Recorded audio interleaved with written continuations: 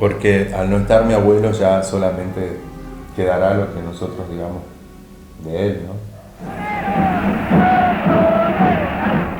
Asimilaban a la infiltración marxista tan peligrosa. Les decían sandías porque eran verdes por fuera y rojos por dentro. O sea, una de las interrogantes que yo me fui planteando en estos 2 años es si mi abuelo era montonero o no. Para mí descubrir cómo cada persona en Salta y cada grupo después se apropia de la imagen de mi abuelo y reivindica cosas de sus propias historias, ¿no? En mi familia yo crecí escuchando que mi abuelo decía, sobre todo lo repitió mi mamá siempre, que el abuelo decía que si defender a los pobres era ser montonero, entonces él era montonero, pero que en realidad no le preocupaba tanto qué era. Yo creo que era un profundo humanista con su formación de médico, ¿no? Y que miraba el mundo político con mucha ingenuidad y que él veía prácticamente lo social, ¿no? Detrás de eso. De la ingenuidad de él me habló mucho Villa Mayor, porque Villa siempre me ha dicho que mi abuelo en política era muy poco, no sé si dijo formado, pero como que no tenía una gran capacidad de negociación política por no saber negociar o por no querer negociar. Siempre me quedé pensando si eso era un valor en sí mismo, ¿no? Y depende desde qué marco ideológico lo mires, creo. Esto de el no saber negociar o el no querer negociar, ¿no? Grupos de familiares empezaron a reivindicar la imagen no solamente de mi abuelo, sino la imagen de mi abuelo como un desaparecido, digamos. En realidad reivindicaban la imagen de los desaparecidos y mantenían viva esta lucha por la verdad y la justicia. Y mi abuelo aparecía tangencialmente como una persona importante a la que habían matado. Para mí era eso. Y mi bisabuelo, Alfonso Ragone, que era el papá de mi abuelo, terminando, habrá sido 17, 18, vino a Tucumán. Y vino siguiéndola a quien fue la mamá de mi abuelo, la abuela Custodia de Ángeles, que había venido a Tucumán, ¿no?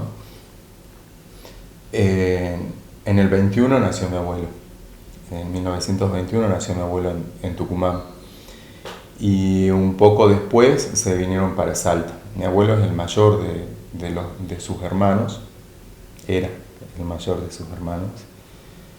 Venían del sur de Italia, de un extracto campesino de Sicilia. Eran muchos, yo no tengo noción de todos porque muchos de los hermanos murieron.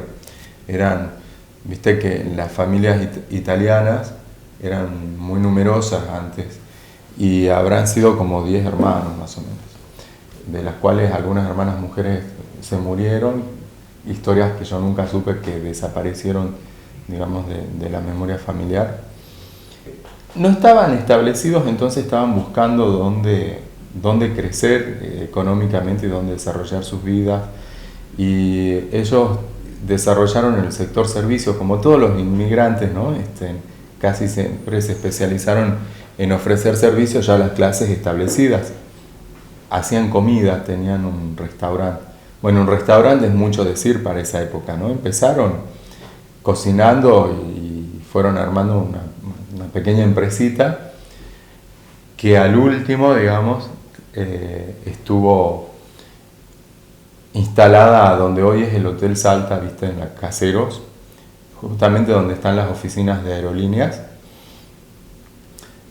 Ahí ellos, los papás de mis abuelos, tenían el restaurante. Yo lo sé por lo que me cuenta mi tía, la más chica. Y ella también me cuenta que se acuerda cómo ellos no podían jugar en la Plaza 9 de Julio, porque era un predio dispuesto para las señoritas, y entonces a los chicos pobres los sacaban. Gente, digamos, que lo conoció a mi abuelo, en esa época y que después lo vio gobernador, que lo acompañó siendo gobernador, me cuenta que mi abuelo llevaba viandas de ese restaurante a la casa al Club 20 de Febrero, que era en ese momento lo que después fue la Casa de Gobierno, ¿no? Lo que hoy es el Centro Cultural América, frente a la Plaza 9 de Julio. Esto yo lo cuento porque es muy simbólico de la progresión que tuvieron en el manejo del país las clases no acomodadas, ¿no? Estamos hablando de la década del 30, estamos hablando de cuando empieza a surgir el irigoyenismo como una fuerza más progresiva. Estamos hablando de la constitución de Argentina como es hoy, ¿no? Las hermanas del abuelo vivieron en los 70, digamos. Imagínate esta historia que yo te cuento de cómo la mujer era subordinada y eran pobres, no podían acceder a la plaza, pero estudiaron. Y ese estudio a ellas las insertó en otro contexto social, distinto al de su madre subordinada y al de su padre bruto laburador, gracias al laburo del cual pudieron estudiar. Mi abuelo, medicina en Buenos Aires, relacionarse con Carrillo, que era nada más nada menos que el secretario de Perón y después ministro de Salud. A mi abuelo la gente lo amaba no porque era el gobernador, lo amaba porque había estado casi 20 años trabajando de médico de familias. Entonces yo me encuentro hoy con muchísimas familias que, bueno, no son familias, son gentes con las que me cruzo y me dice: tu abuelo me operó a mi hijo, tu abuelo me operó a mí, tu abuelo le salvó la vida a tal. Pero también el lugar social desde el que venía, ¿no? Y que es el lugar social que los militares destruyeron para poder instalar digamos, la política económica y social que instalaron después, ¿no? Mi familia siguió, digamos, siguió andando ese vacío. Más bien no siguió andando, quedó detenida en el vacío de alguna manera. En realidad esto es una metáfora, el quedar detenida, porque la vida siempre sigue. Y el grupo de gente, de quienes eran sus compañeros, de los que se nutrió ahí de las ideas políticas que ahí se debatían. Y estamos hablando de la década del 40, cuando llega Perón, esa primera presidencia de Perón, y las clases populares, ¿no? a poder participar en la vida política de otra forma. Y ahí yo reivindico a Evita mucho más que a Perón. Y ahí en la relación de mi abuelo y mi abuela creció y se afianzó en Buenos Aires. Hasta que se casaron, ya terminando de estudiar mi abuelo, y cuando mi abuelo se recibió, vino a Salta a armar el Hospital Cristofredo Jacob, que era un hospital de agudos, sobre todo en la especialidad que tenía mi abuelo, que era de neurocirujano, y que después, bueno, con el tiempo devino en un hospital psiquiátrico, digamos, pero al principio era un hospital regional que atendía todo, ¿no? El primer director de ese hospital fue mi abuelo, y vivía en la casa del hospital, y ahí nacieron todos mis tíos. Entonces esa casa del hospital fue la primera casa de la familia Ragones, digamos. Hasta el 55, que se produce la caída de Perón, y a mi abuelo lo echan, lo dejan del hospital. Y entonces hay un año de peregrinación de las familias sin tener dónde vivir. Tuvieron que, mi abuela cuenta que tuvieron que vivir en el garage de la casa de una de sus hermanas. Comienza toda una persecución del peronismo, del primer peronismo y de todos los hombres, ¿no?, que se habían formado en esas ideas del primer peronismo. Son los 18 años de proscripción del peronismo, ¿no?, que es muy común escuchar en el discurso de los peronistas de esa época. Su llegada, digamos, a la candidatura tiene que ver con el retorno de Perón en el 73 y la disposición de Perón de que las listas a gobernador y vicegobernador se formen con gente que no hubiera estado contaminada o que estuviera participando activamente en política antes, ¿no? Es como que, bueno, había la intención de dar una renovación a la política con otras figuras, ¿no?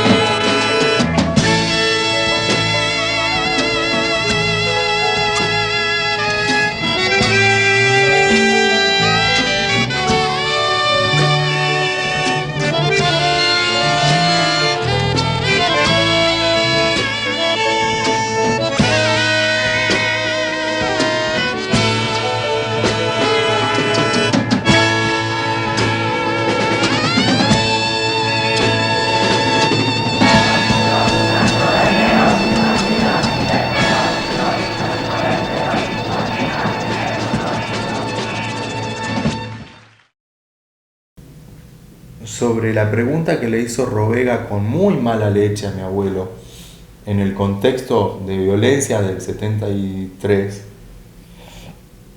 sobre qué pensaba él de la violencia. Esa fue una pregunta tramposa realmente. Y mi abuelo le respondió que hay dos tipos de violencia distintas.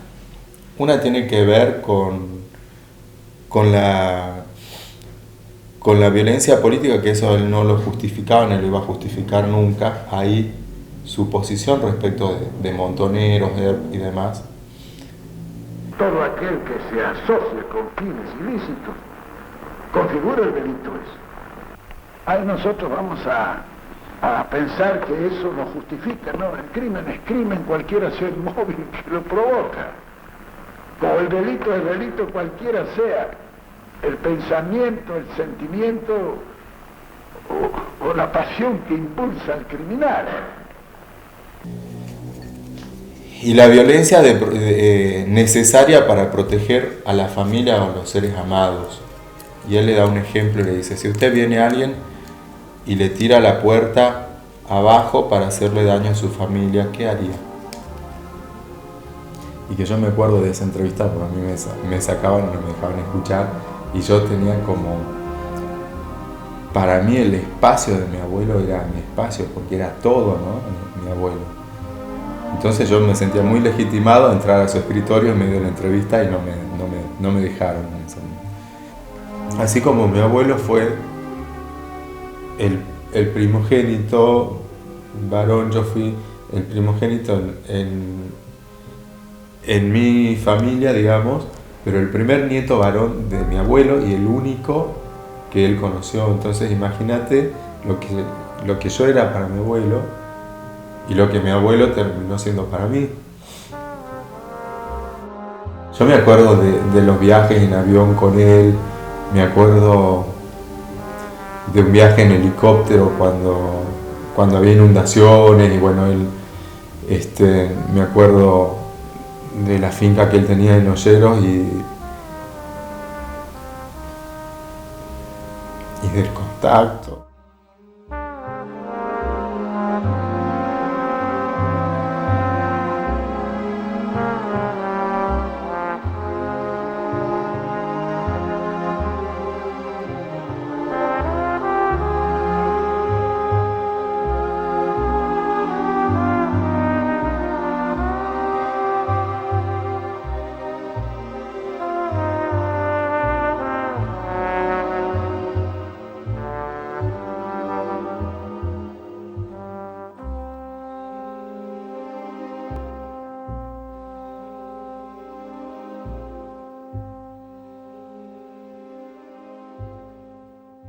Del pensamiento, digamos, filosófico y político de mi abuelo, es que él decía esto, ¿no? Cuando hay que obedecer, hay que obedecer. Si uno está dentro de una estructura y hay reglas de juego entre la gente, eso es sagrado. Pero aquí debe haber una disciplina. Si se pierde esa disciplina, estamos perdidos todos.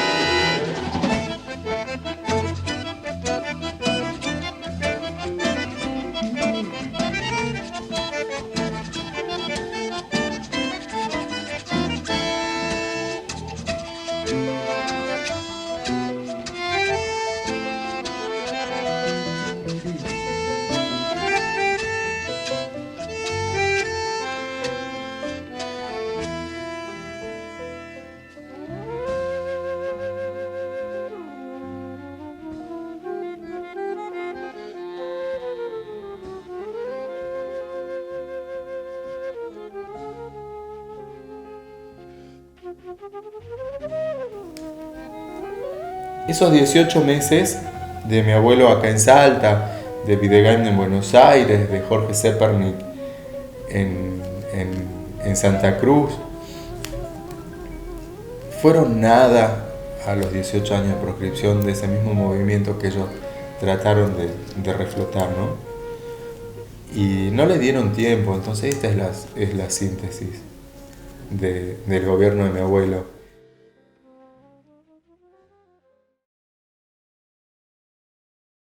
A mi abuelo, el sector de más derecha del peronismo, que también eran gente que lo reconocía, lo traicionaron y lo dejaron solo. Y desde el momento que él asumió, articularon lo más que pudieron con el gobierno nacional para sacarlo del gobierno. Y lo consiguieron al último. Lo consiguieron en noviembre del 74 cuando la presidenta Isabel Martínez de Perón lo terminó interviniendo. Pero no obstante eso, fue mucho más cruel porque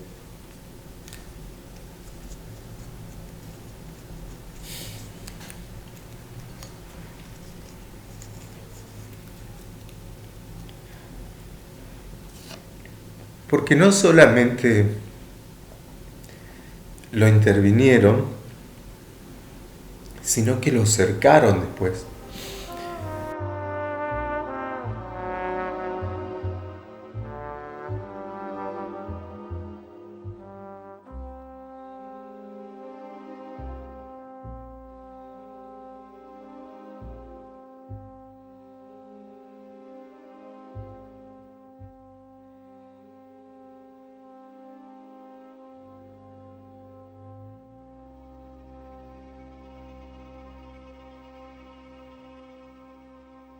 Era encerrarlos en una situación muy desigual de poder, que fue lo que decantó en la muerte. Porque estos tipos, estos policías destituidos y tratados de ser ajusticiados porque eran unos matones que habían construido en los 18 años de proscripción del peronismo, habían perseguido a un montón de gente y demás. Cuando subió al gobierno de mi abuelo, bueno, trataron de ir poniendo límites a ese poder de policía tan cruento que había, que en ese momento ya se estaba uniendo con los militares. Imagínate sacar a esos tipos, destituirlos y después volverlos a poner. Entonces bastaba un mínimo pedido de los militares para que la policía se alinee y masacraran a mi abuelo y a todos los que pudieron, que tenían que ver con mi abuelo. Así terminó el gobierno popular de mi abuelo. Y así, después del 83, cuando vuelve la democracia, el peronismo de Salta ya es otro peronismo.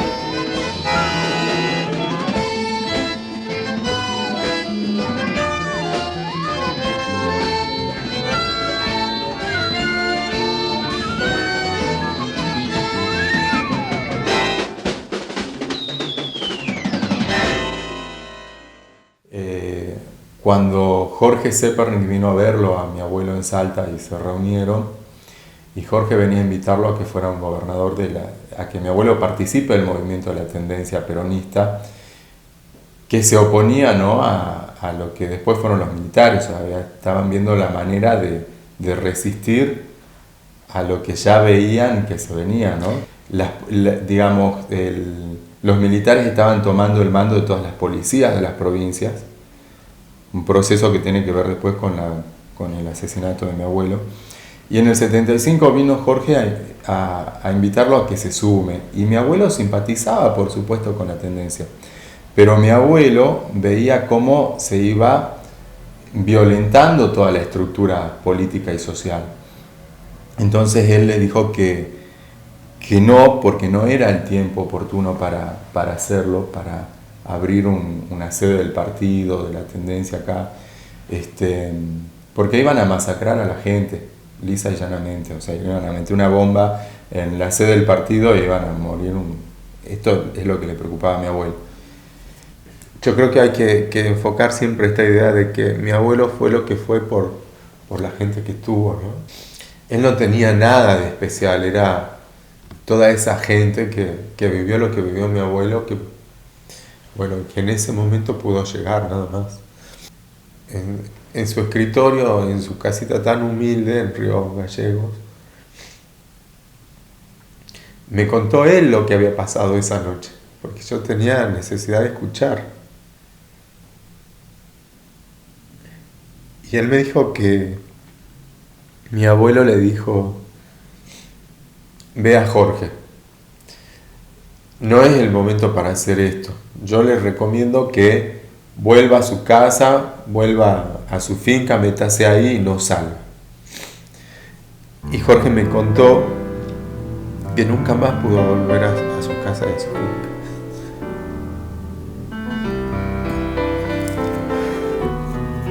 O sea que aún en democracia, Jorge estuvo 1 año preso, habiendo sido gobernador de la provincia de Santa Cruz. A mi abuelo directamente lo mataron.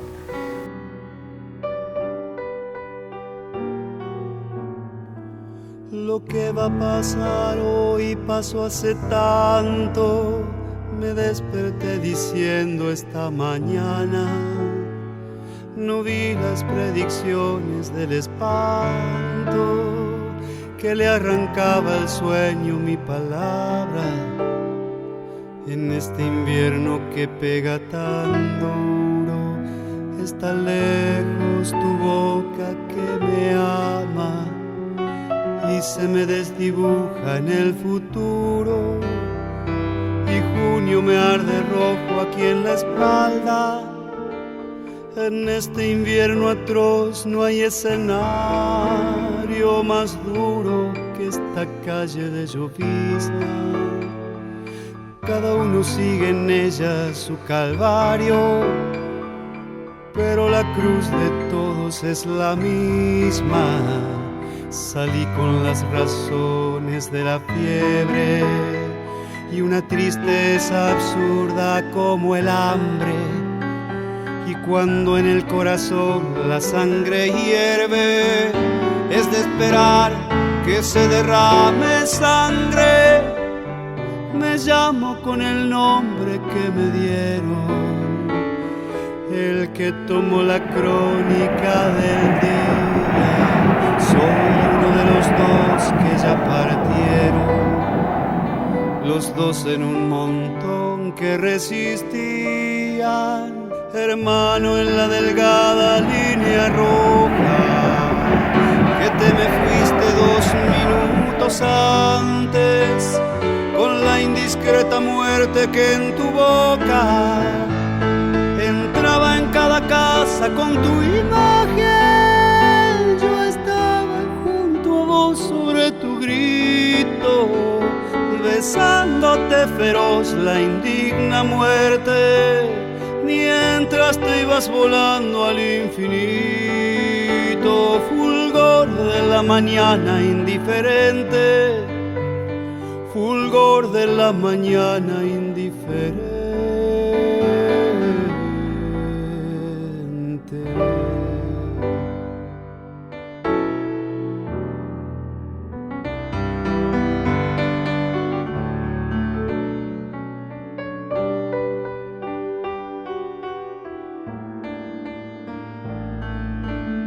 Yo sé que el corazón que está latiendo en cada uno es una senda pedregosa.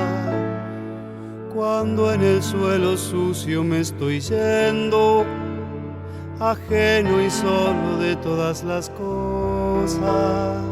Si yo salí por mí, salí por todos, ¿cómo es que ahora no hay nadie aquí a mi lado que me retenga la luz en los ojos, que contenga este río colorado?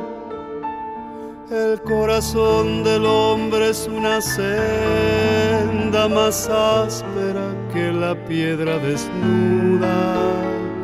Mi inmenso corazón es una ofrenda que pierde sangre en esta calle cruda. Yo tengo un nombre rojo de piquete, un apellido muerto de 20 años y encima las miradas insolentes de los perros oscuros del cadalso. Yo no llevaba un arma entre las manos, sino en el franco pecho dolorido, y el pecho es lo que me vieron armado, y en el corazón todos los peligros. La mano que me mata no me llega ni al límite más bajo de mi hombría, aunque me arrastre en rojo en las veredas, con una flor abierta, sangre fría, y necesito un canto piquetero que me devuelva la voz silenciada, que me abra por la noche algún sendero, pa' que vuelva mi vida enamorada, pa' que vuelva mi vida enamorada, pa' que vuelva mi vida enamorada, pa' que vuelva mi vida enamorada.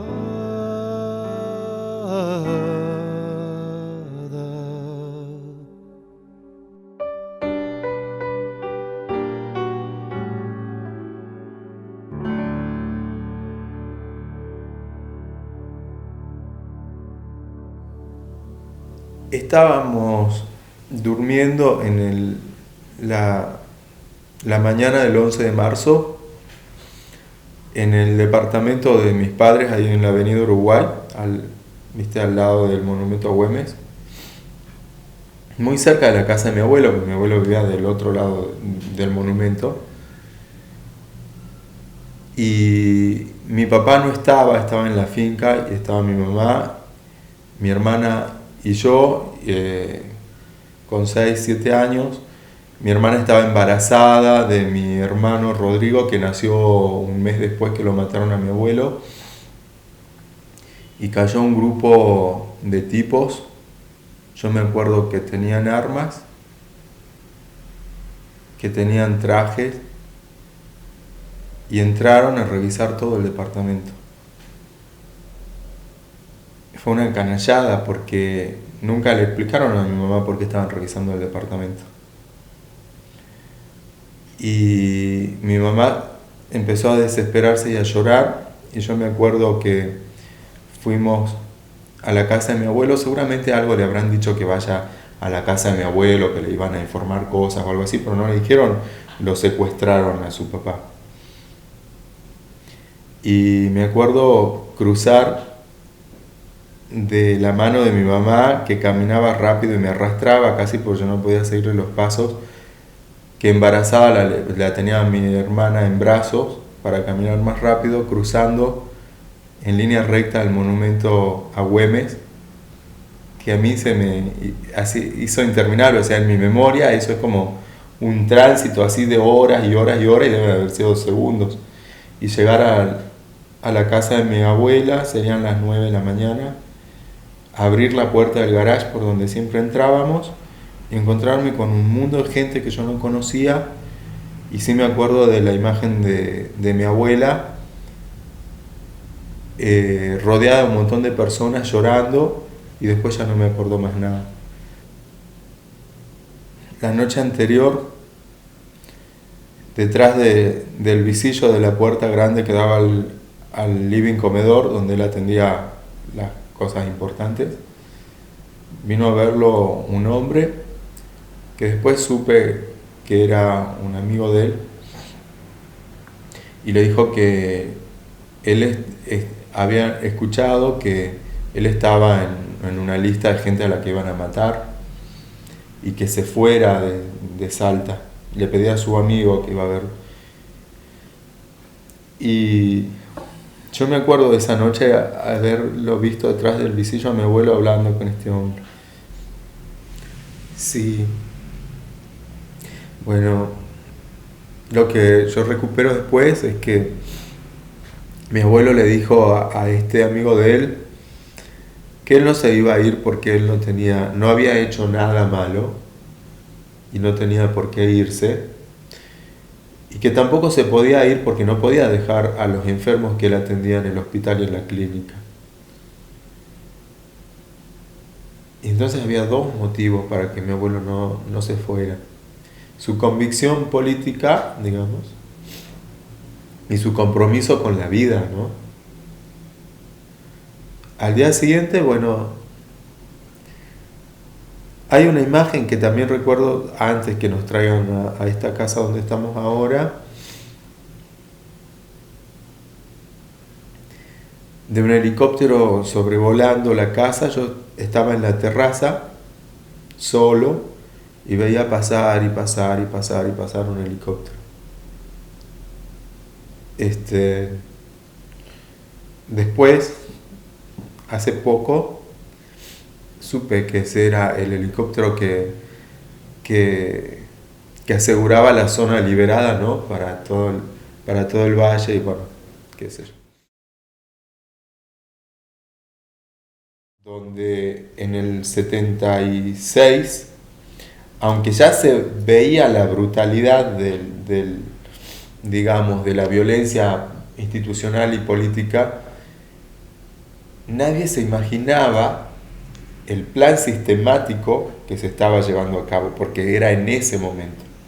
Desde el hoy uno lo ve muy claramente, pero los tipos como mi abuelo estaban viviendo ese proceso y no lo terminaban de dimensionar. A mucha gente que vivió ese proceso siempre dijo: ¿qué nos íbamos a imaginar nosotros que iban a hacer lo que fueron capaces de hacer? Matar a 30.000 tipos, bajar a todos o sea, ese plan de exterminio así tan sistematizado.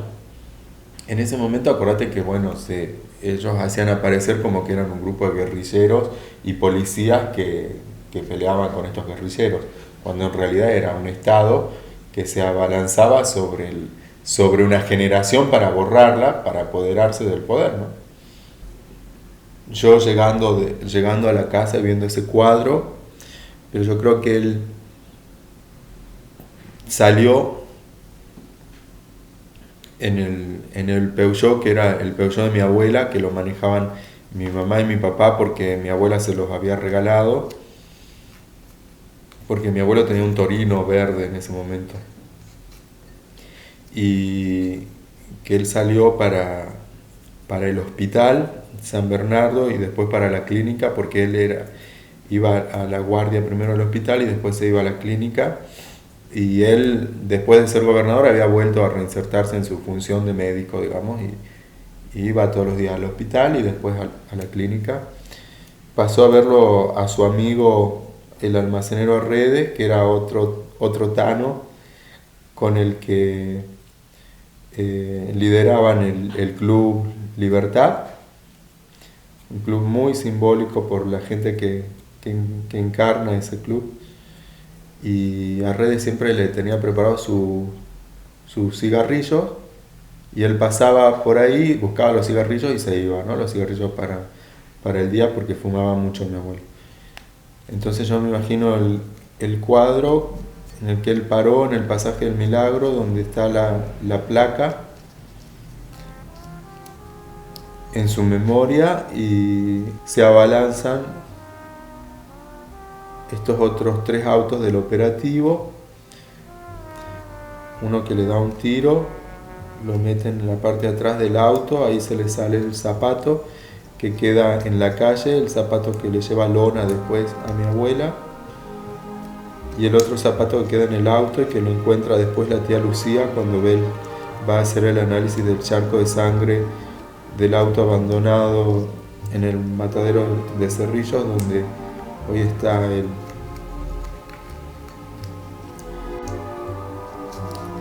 monolito en su memoria, el auto en donde ya lo llevaban a mi abuelo, el acompañante o el conductor del auto,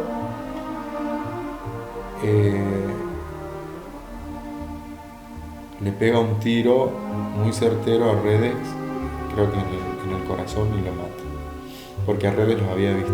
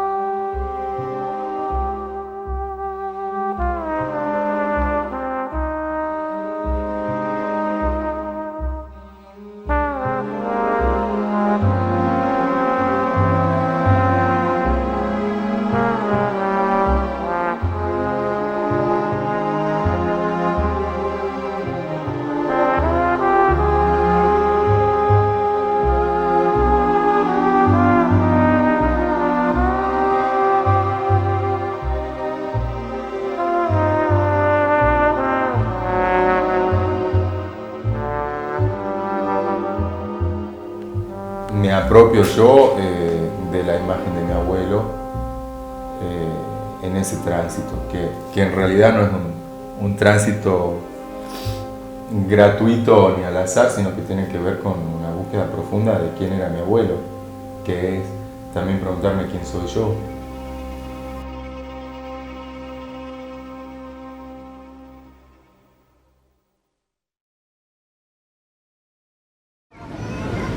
Desmontar los mecanismos del Estado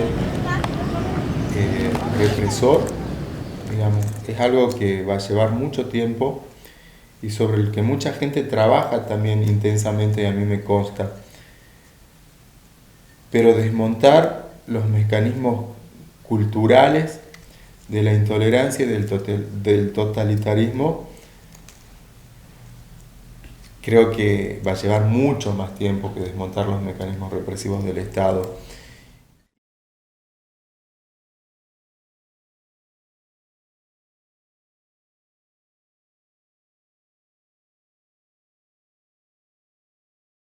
Unas muy malas palabras. Le diría: viejo pelotudo, ¿por qué te dejaste matar? Porque nos dejaste a todos en bola.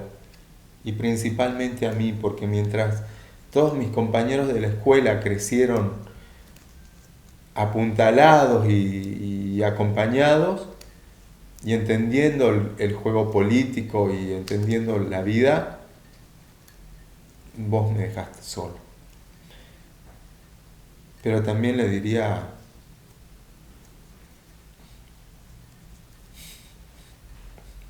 te adoro y te extraño tanto.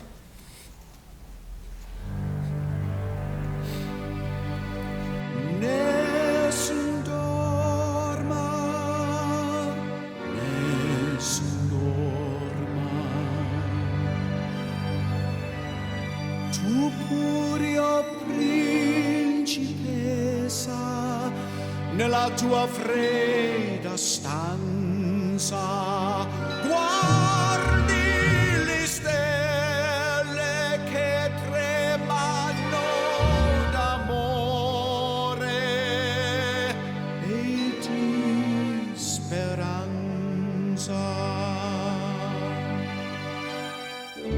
Ma il mio mistero è chiuso in me, il nome mio nessun saprà, no.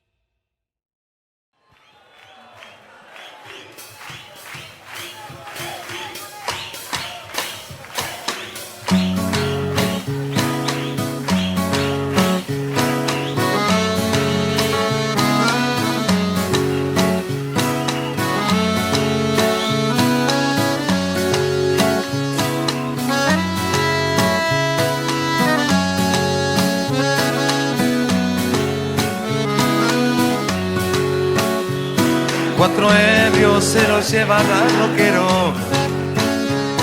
Otra vez ha fracasado el funeral. En el barrio se relamen las pancartas, avivando al modelo para el mar. Baila, baila, el boca en boca está de paso. Pero esta vez el guato regresó y sentía que era extraño en esa orquesta que aburría de sonar en sol mayor. Porque ese palo que te amasa, que te apopa, que te aplasta, vos lo usas para matar. Después, cuando ya no queda nada, no hay más ojo, no hay más mano, no quieres acariciar. No hay nada, lo amas, no hay nada, no queda nada. Oficinas alistan los predadores, en la radio incitando al festival, que recuerda por primera vez a un hombre que la gente hoy está queriendo más. Con el tiempo se nos fue para la cresta de una ola que no para de crecer. Hoy su cara está en todas las remeras, es un muerto que no para de